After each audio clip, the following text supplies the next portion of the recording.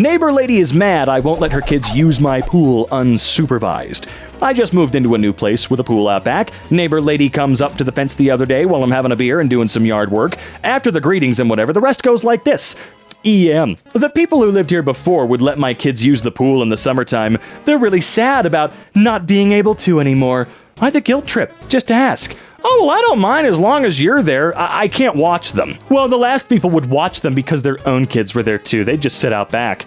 Okay, but I can't watch your kids. If they're going to be in my pool, you have to be here. I don't have time. I don't know why you can't just sit there and watch them so they can swim. I had no idea how to respond to this. She caught me so off guard. Now I think I need to change the lock on the gate because I'm afraid she has a key and will send her kids over alone. I don't have a problem with the kids using the pool, but I don't want to babysit the kids of someone I don't know around water. Yeah, that's not a great thing. That responsibility should not fall to you. And if you do actually have that fear, I do urge you to actually do that because you do not need some woman suing you because one of her children injured themselves on your property, even though they were not allowed to be there.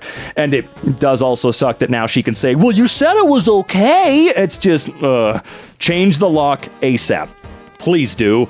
I'd be hanging up some cameras and changing that lock. I think I'm going to have to. I'm terrified of an unsupervised kid drowning. And yeah, again, as I said before, I know that that wasn't the biggest point, being sued and everything. Obviously, the kids getting hurt and being safe, all that stuff, that is more important. That's where my mind goes because in the United States, we are unfortunately conditioned to think about that sort of thing almost instantly in every scenario. Obviously, the children's safety is literally more important than whether or not a guy gets sued. You know what I'm saying. Please don't take me as a moron. I really don't like that anymore. That's probably why the last people moved. They were sick of watching their neighbors' kids. Don't let this person's children swim in your pool, even with supervision. If anything happens, they're the type to sue. There you go. So, I'm not wrong. Protect yourself, please. Yeah, absolutely. Protect yourself and know that in doing so, you will probably also be protecting those children. So there is that. Best entitled parent shutdown ever.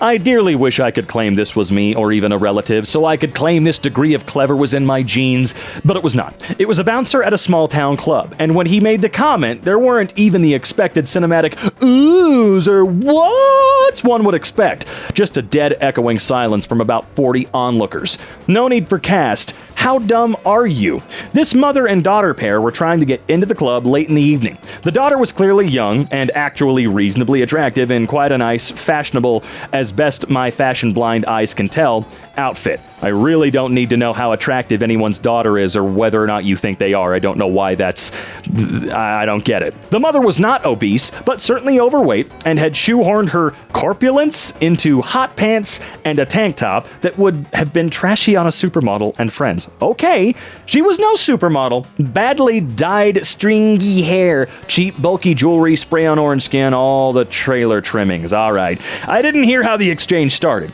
but clearly these two were trying to cut ahead of the line. The bouncer, this massive action figure of a black man with an oddly babyish face, and the patience of Job, had denied this effort. Hilarity ensued. The daughter threw a few verbal jabs, but seemed to just be mildly irritated. The sideshow hooker of a mother lost her bloody mind, shrieking racial epithets that would curl the ear hair of a plantation owner and every horrific name you care or do not care to imagine, interspersed with the expected, do you know who I am, and get me the owner, etc. The bouncer just stood there and didn't react with anything but polite direction. Downright heroic. After a few minutes of this vile screeching, the daughter is now embarrassed as hell and trying to pull the mother away. People are gathering to watch the whole thing, and it's become a spectator sport. The bouncer just kept politely saying, "You will need to go to the back of the line like anyone else, ma'am," or variations on that theme. By now, the woman wasn't even trying to argue this point, just squealing and revolting, and at this point quite repetitive insults. Then, she screamed that he was an awful bouncer and he'd get fired that night. Then she tried to slap the bouncer. She missed quite badly, at which point the bouncer took a single step forward, she fell back with a shriek, and said quite proudly, "Ma'am, at any point tonight have I ever told you how to off flabby, obese old men in an alley for 5 pounds a shot?" Clearly baffled, she said nothing but sputtered. He continued, "No, ma'am, I have never said anything like that, not once. So don't tell me how to do my job." Dead silence. Like 40 people in the street, not a sound. She yelled a couple more things, then scuttled away with her daughter, dragging her by the arm. It's been over a decade, but I still want to go find that bouncer and buy him a drink. I really hate jobs where you're allowed to take racial slurs and threats of physical violence and threats of your job. I don't know why, I don't care, but if anybody anywhere ever came in and says anything like that to you, whether you're a server or working at a grocery store, you should be able to tell them to get the out and never come back. You are not welcome in this place anymore, you stinky little. And those exact words too. We should have a script, print it out. That's the thing you're allowed to say to anybody who does that, okay? And then when you get off work, you can go kick their ass. I don't come to your job and kick the out of your mouth is another way I've heard this one. Someone needs to get that man an award, a drink, then another Karen for him to slay. She wasn't a Karen. That was a Laverne of Crystal. A what? A Laverne or Crystal, not of. That sounded more like a title. Shrieking racial epithets that would curl the ear hair of a plantation owner. Possibly the best short description I have ever read. I wish I could come up with such a fire roast on the spot like that fine legend. Oh, he was definitely thinking about it the entire time. My own entitled parents made me listen to 4 hours of online preachers in the effort to cure my gayness. Man, parents out there really trying to do that still, huh? So for context, I was outed as gender fluid, aromantic, asexual by my brother about 4 months ago. My parents didn't take it well, and they liked to pretend that nothing happened. Well, yesterday, my parents came to me and said, "It's time to cure your sin." I started to panic inside, but only replied, "Okay, which sin are you talking about?" They said, "Your homosexuality." FYI, being aro or ace isn't technically homosexuality, but they don't care to learn the difference. Well, crappy parents never would they? They led me to the computer and sat me down. They pulled up an online preacher and said, "You'll listen until you no longer feel gay." You know, I do believe you, but this is starting to feel about as on the nose as it possibly can. So I sat there, I listened to this guy's talk. It was about 25 minutes long. My parents came up to me and asked if I still felt gay. I responded that I can't really change how I feel, so they put on another one. This went on for 4 goddamn hours. They finally gave up, and I hope they never try again. TLDR, I'm LGBT, my parents don't like it. They tried to cure me, it didn't work, they kept trying for 4 hours. Oh my god. Well, time to make them listen to Doom themes for 24 hours. I admit I really don't understand gender fluidity and hadn't heard of aromantic. Regardless, what your parents did was terrible. You are who you are, and I'm sorry they haven't accepted that. This is when I would turn it around on them. Tell them you have no interest in men, because you don't, so you're not gay. Then say something like, "In fact, I'm way less of a sinner than both of you. I will never partake in the sinfulness that is sex. I will stay pure for Jesus and only Jesus. I, like the monks, will stay celibate like a good Christian." Bonus points if you immediately start singing some fitting psalm, if there are any, while holding both of your hands out, looking up and rolling your eyes back. Okay, that might be a little bit much, but something like that. If you do that, and they start talking about demon possession or something, you should answer that you're only possessed by your Lord and Savior Jesus Christ. You are a genius! Hell yeah! Holy moly, I'm so sorry this happened. I only hope things get better and they become more accepting. It's also a shame that your brother ousted you rather than you being able to do it yourself. Hope you're doing okay. I hope. Did it work? Checks queerness levels. Nope. Another session it is then. Entitled woman tries to get family evicted and it backfires. My boyfriend just told me this story and I thought it belonged here. When he was 14, he was living with his mom and sister on a housing estate. It was summer, and he liked a bit of light in his upstairs bedroom, so he left the curtains open at all times. That included when he was getting dressed and after having a shower. So, if you purposefully stared at his window, you could only see him from the waist up. Well, their neighbor did not like that one bit. She went pounding on their door, yelling at my mother-in-law that her son was a disgrace, hanging around always naked and exposing himself to her daughter, same age as him. My mother-in-law told her he had every right to do what he wanted in his bedroom, and that if they didn't want to see him, all they needed to do was not look. A couple of days went by, and lo and behold, the police showed up at their door. Turned out the neighbor had been filming and taking pictures of my boyfriend to show the housing people as evidence of his wrongdoing to get them kicked out.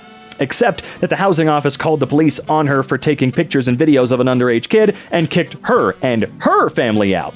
Man, they did not think that one through, did they? Sometimes the perceived problem is more the problem of the perceiver than that of the perceived. Yeah, I had a similar problem. My fiancé was sick from work and decided to take a shower. The bathroom window is frosted, and he only had it slightly open, so if anybody wanted to look inside, it would require real effort. We had a kooky neighbor who would walk into our yard uninvited. She claimed that our lemon tree was public property and she can walk in to take whenever. So this day, she walked all around the back and peered through the bathroom window as my fiancé was stepping out. She then ran to the body corporate to complain that there was someone naked in the house. Luckily, our other neighbor is on the body corporate, and she asked his side. She was evicted shortly afterwards for trespassing on other people's property. Good. Perfect example of what happens when you don't stop and think of where your actions will lead. Oh, absolutely. Not many people like to actually think things through, like really, truly, thoroughly. Reminds me of a time. Some friends of ours were having problems with these blue hair old biddies. What? These ladies would sneak around the outside of their house, peeking in on windows, even through cracks in the drapes. Why, you asked? To see if they were playing cards. No good Baptist would ever play cards, and these biddies were going to catch them. Friends left that church. Good. Who knew teenage sleepovers were so dangerous? What the hell do you mean, who knew? My daughter had a friend over for a sleepover last weekend. They're both 13-year-old girls. It was all fairly standard stuff. Watch crappy movies, stay up too late, eat too much junk food, you know the drill. Both kids seemed to have a nice time, and the visiting kid was nice enough for someone else's teenage child, and I really didn't think too much more about it. Until the friend's mother called me Sunday night, absolutely outraged over what I had done while her child was in my care. Was it allowing them to stay up too late? Was it the junk food? Was it the choice of film I allowed them to watch? No, my crime was far worse than that. Imagine the mother's horror when she discovered that I had allowed her child to, wait for it, drink tap water. Turns out only bottled water is acceptable for her family. Now, I know some places there are issues with drinking water coming out of the tap. We live in an area with excellent tap water quality, so I was kind of baffled what the issue was. I told her, our tap water's fine, and your kid didn't say anything at the time. But oh no, that wasn't good enough. You see, tap water has toxins in it. It's not safe, and her family only drinks bottled water, and she is frankly shocked and disturbed that her child was associating with the child of such an awful, awful parent, and that I could rest assured she would be calling CPS first thing Monday to have my child removed from such a harmful environment. Okay, whoa. That is not the type of threat to be made lightly. I had CPS called, I was taken away, and it took them literally 1 minute to make that decision, even though they were not right in that moment in terms of doing it. Oh, I was just kind of stunned and didn't really say anything, and she hung up on me. I'd love to know where she thinks bottled water companies get their water from, and second, we're in Australia, and CPS isn't a thing here, so yeah, they're out there, and there must have been an update. I do completely think if you falsely threaten or falsely go through with a CPS-related deal, you say that to somebody for doing nothing wrong at all, they should be able to sue you into the goddamn ground. That is a disgusting thing to threaten someone with, and it's even worse knowing that that threat can actually work, regardless of the circumstance. You have to wonder how, or if, the mother showers, brushes her teeth, washes her hair. You get what I'm saying? Worked in a bottled water plant. There are less regulations on bottled water than on city or tap water. The bottled water industry is a lie, duh, and making money from taking lake water or swamp water, making it clear, then selling it to you without proper filtration or treatment. I do believe that to a certain extent, but if that were really fully, completely true, wouldn't bottled water be people up at a crazy rate? Like, more so than tap water? Trust me, in this house, we drink tap water. We have a 5-year filter underneath our sink. We just put it in a couple months ago. So we're all filtered up in this house. Don't get me wrong. But I don't know. I know that there's plenty of bottled water out there that's bad. You know, see Dasani, for instance. But I feel like if that statement was completely true, bottled water would be killing people if they're taking swamp water and quote-unquote making it clear. I don't know. That poor child. How embarrassing for her. Next time her mom interrogates her about anything, she'll just learn to lie. Oh, absolutely. They contribute half of the plastic into the ocean. They themselves are half the trash in the ocean. That is incredibly true. I'd believe that one regardless. Okay, bottled water is, of course, trash. I wasn't trying to go to their defense, really, there. The statement just felt a little, okay, we know bottled water's bad. You don't have to try and make it seem worse. It's already top-level bad when it comes to bottled water, all right?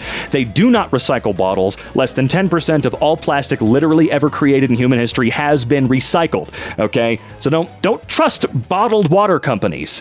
They're pretty freaking awful for many other reasons. What the hell? I read this from the start assuming you were American. Then, when I got to the bit where you're revealed you're a fellow Aussie, I really lost my We have some of the cleanest, safest tap water in the world. I don't know anyone who drinks bottled water at home. Let me guess. The mom's one of those nut jobs who thinks fluoride and chlorine are super dangerous. Someone's drinking it.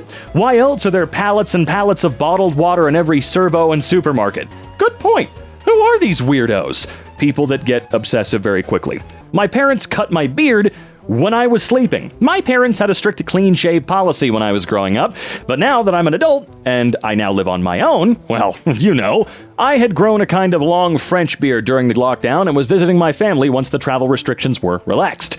My parents are hardcore Islamophobes, and they were horrified seeing my Muslim beard. And they asked me to shave it because people might think I've converted to Islam and it's going to tarnish my family's reputation. I basically told them to f*** off and mind about their pubes rather than my beard. Today I was sleeping on the couch and my mom cut my beard off and now it's an ugly mess and I have no option but to shave it off, and I can't leave this place as I am under 14-day home quarantine as I travel from another state, and I feel they have won for now. I think it's great that parents get to completely void your right to any privacy as a human being, and they don't need your consent to do pretty much anything to you. Even if it's cutting off hair, they should not have the right to do that. If I did that to somebody, that would be tantamount to what, assault? I touched someone without their consent. But no, parents just get to do whatever the they want. If you can handle leaving it like that until you leave, it would probably upset them even more. Petty revenge. Cutting someone's hair off when they're asleep is actually, oh yeah, there you go, counts as assault in some places. So there it is. Oh, but parents get to do that when it's their kids. I can't decide what aspect is more alarming, the physical assault, because that's what it is, the racism, or the entitlement. Being trapped there during quarantine is heinous. Perhaps contact the local authorities to finish quarantine elsewhere as you've been victimized in your current location. Cut her hair. Tell her you did it because you were worried that she looked Muslim. When she states that doesn't exactly make any sense, blast her on a huge smile and say, "Whoa, exactly! Yeah, if my mom ever did that, that's it. We're throwing hands, all right? I'm getting a bottle out of the kitchen and busting it in half. We're going."